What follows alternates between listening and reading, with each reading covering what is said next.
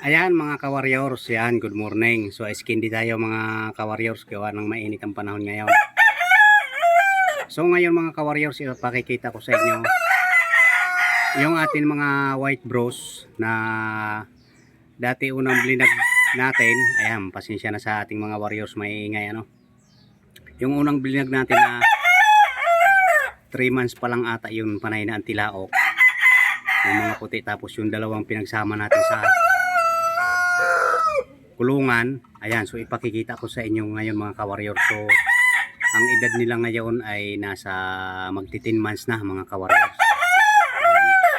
So bago ko ipakita mga ka-warriors, ayan, so maraming salamat. So big shout out sa mga nag-subscribe, ayan, sa mga silent viewers diyan. Maraming salamat mga ka-warriors. Ano? Ayan, so ipakikita ko na sa inyo mga ka-warriors. So ano lang natin ang camera para maganda-ganda ang video mga ka-warriors. Tara mga ka-warriors, samahan niyo ako. Ipakikita ko na sa inyo yung itsura nila ngayon, yung mga forma ng mga white bros, sweater hats. Ayan. So ito na yon mga ka-warriors, yung ating white bros, yung kung natatandaan nyo mga ka-warriors, yung in-upload natin na sisiw pa na ninilaok na puti. Ayan. So ayan siya. Ayan mga ka-warriors, ayan. Ayan, yan ang tindigan ng ating mga white bros yan. So ngayon lang natin nakita mga ka-warriors yung tindigan talaga ng white bros natin. Kasi ngayon lang tayo nakapagpalaki ng mga white bros. Ayan. Sweater yan mga ka-warriors. Ayan. Ayan. Ayan. Tapos ito naman yung magkasama sa kulungan mga ka-warriors, yung blinag ko yan. Ito yung isa. Ayan. Ayan. Ayan siya.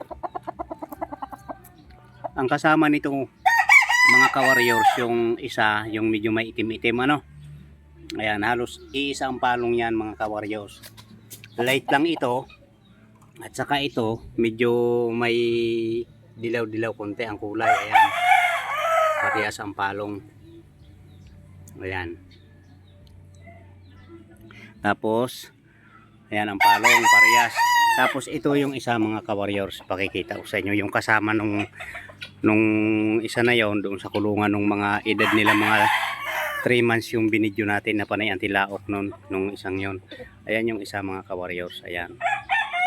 Yan yung mga sisiw pa na ating binidyo. Maganda yung naipakikita natin sa ating mga ka-warriors, ang ating mga manok na i-update para alam ng ating mga ka-warriors na napapalaki natin sila ng ayos. Ayan.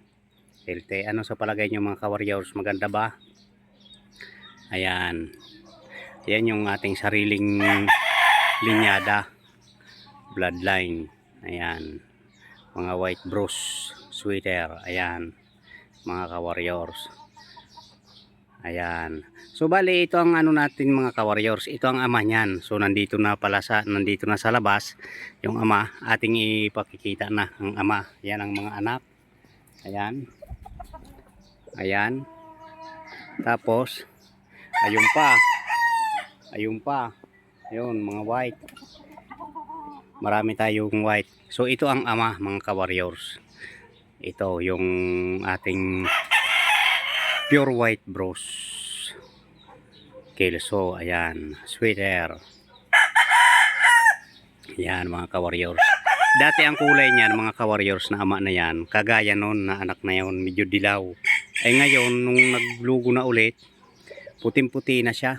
Ayan mga ka-warriors. Ayan. Kita nyo naman ang mukha niya, napakabangis mga ka-warriors. Talagang manlalaro sa PBA.